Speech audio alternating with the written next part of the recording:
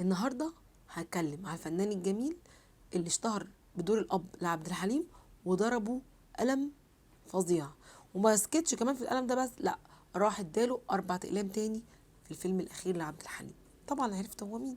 عماد حمدي. ما اقدرش اعدي قناتي من غير ما القي الضوء على اب كان لاعز الناس، وهو من نجوم الزمن الجميل اللي عزاز على قلبنا جدا. فالنهارده هنلقي الضوء على حياه عماد حمدي، وازاي الدور ده اللي كان مع عبد الحليم فرق في محطه من محطات حياته. معاكم امل في اعز الناس، ويلا بينا على الفيديو.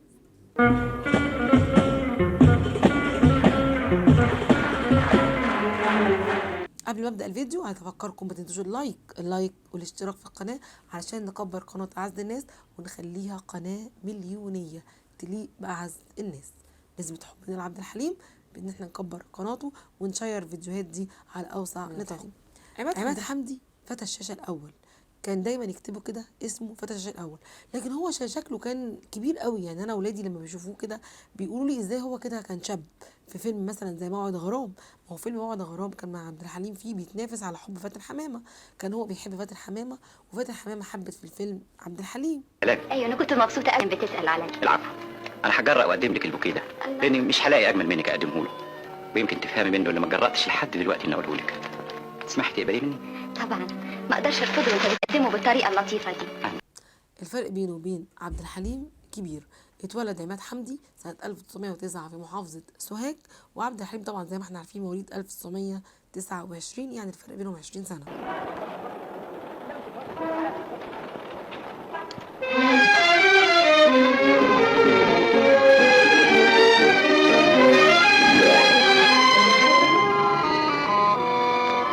معاه اخوه التوأم اللي هو توأمه بالظبط وشبهه فعلا، عبد الرحمن. عماد وعبد الرحمن توأم متماثل تماما، ما نعرفش نفرقه. انا هحط لكم الصوره دلوقتي وتقولوا لي انتوا تقولوا لي في التعليقات مين عماد حمدي ومين عبد الرحمن اخوه. بس هو كان بيحب الفن من هو صغير، واخوه طبعا عشان هو توأم يعني ماشي معاه كده. فكان لهم صديق بيشتغل في فيلم وداد بتاع ام كلثوم، فصاحبه ده قال له طب تعالى شارك معانا حتى كده بصوت، تعالى شارك معانا. وخدوا فعلا تسجيل صوت في فيلم وداد، وبدات بقى العقود تجيله بقى، وبدا يعمل بقى افلام كتيره جدا. ولكن في فيلم اتعمل مع ام كلثوم افتكروا ان الفيلم ده عامله عماد حمدي، لكن الفيلم ده مش عامله عماد حمدي، الفيلم ده عامله اخوه عبد الرحمن. بس كل الناس فاكره ان الفيلم ده عماد حمدي لان احنا ما شفناش عبد الرحمن ده بيمثل، لكن هو فعلا عبد الرحمن ده كان عايز يمثل بس اتجه في اتجاه سياسي شويه، يعني خد منصب سياسي فبعد عن التمثيل، واشتغل عماد حمدي هو اللي في التمثيل. ففعلا فيلم عايده ده كان الممثل فيه مش عماد حمدي، لا كان اخوه التوأم عبد الرحمن. بدأ بقى عماد حمدي يعمل ثنائياته مع فاتن حمامه شويه زي المنزل رقم 13 وداعا يا غرامي وصاحبة البيت، وبدأ برضو يعمل مع شادية أفلام برضو ثنائية حلوة جدا وناجحة، لدرجة إنه فعلا اتزوج من شادية لمدة حوالي، جوزها لمدة 3 سنين بس، لأنه كان في فرق في العمر بينهم. هو كان عنده 45 سنة وهي عندها 24 سنة، ففرق في العمر كبير، لكن استمر الجواز ده 3 سنين بس، وبسبب الغيرة اتطلقوا شادية وعماد حمدي. اتجوز بقى عماد حمدي ده 4 مرات. اول جوازه ليه كان من راقصه اسمها حوريه. حوريه دي ما طولش معاها، ما قعدش كتير. اتجوز بعدها واحده اسمها فتحيه شريف. فتحيه شريف دي الانجب منها ابنه نادر، وكانت فنانه بس اعتزلت عشان الجواز، وفضلت علشان بيتها وجوزها اعتزلت الفن تاني. واتجوزها عماد حمدي 8 سنين. بعد فتحيه دي اتجوز شاديه، وبعد شاديه اتجوز بقى ناديه الجندي، وكان اكبر منها بحوالي 40 سنه وانجب منها ابنه هشام.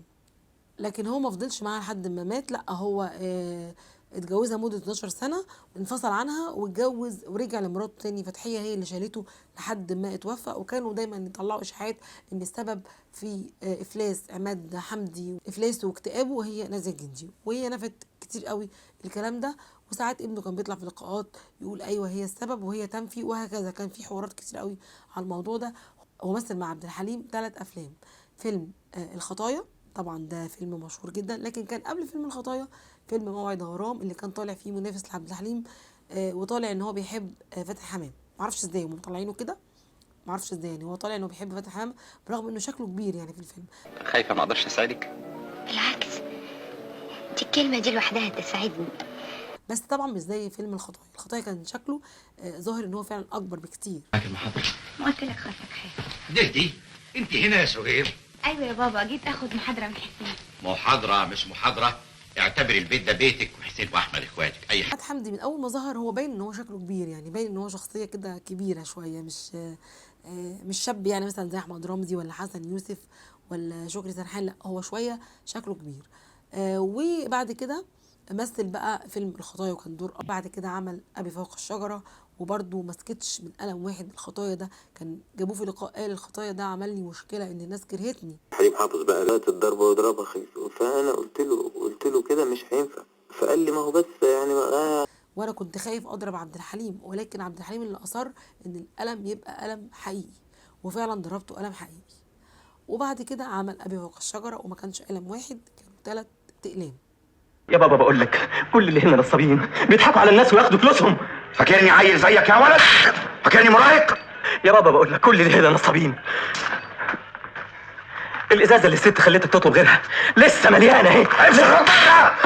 انا مش خارج من هنا الا معاك. طبعا حضرتك دفعت ايجار 3 اشهر متاخرين للست، وطبعا دفعت دين البقال والجزار. بس وبرضه بقول كنت خايف قوي من الدور ده، ولكن برضه عبد الحليم كان بيشجعني. لكن عماد حمدي للاسف هو مثل برضه في الثمانينات، ومثل افلام وهو كبير عجوز بالالوان وكل حاجه، وكان شغال بيمثل حلو جدا لحد ما توفى اخوه عبد الرحمن، وده كان توأمه. فده عمل له اكتئاب شديد قوي، خلاه كاره الحياه ومش عاوز يمثل، لدرجه ان الشيخ الشعراوي نفسه اتدخل وراح زاره زياره، وقعد يقول له كلام كتير جدا عشان يخرجه من حاله الاكتئاب اللي هو فيها. وفعلا خرج منها بس لمده قصيره، ورجع تاني للاكتئاب لحد ما فقد بصره من كتر الحزن والألم، وتوفى سنة 1984 وكان عمره 74 سنة. فربنا يرحمه رحمة واسعة. احنا قلنا نلقي الضوء البسيط جدا على أهم نجوم السينما المصرية وقتها، عماد حمدي أبو عبد الحليم. أتمنى تكون الحلقة عجبتكم، وإن شاء الله حلقات تانية كتيرة جديدة استنوها هتعجبكم.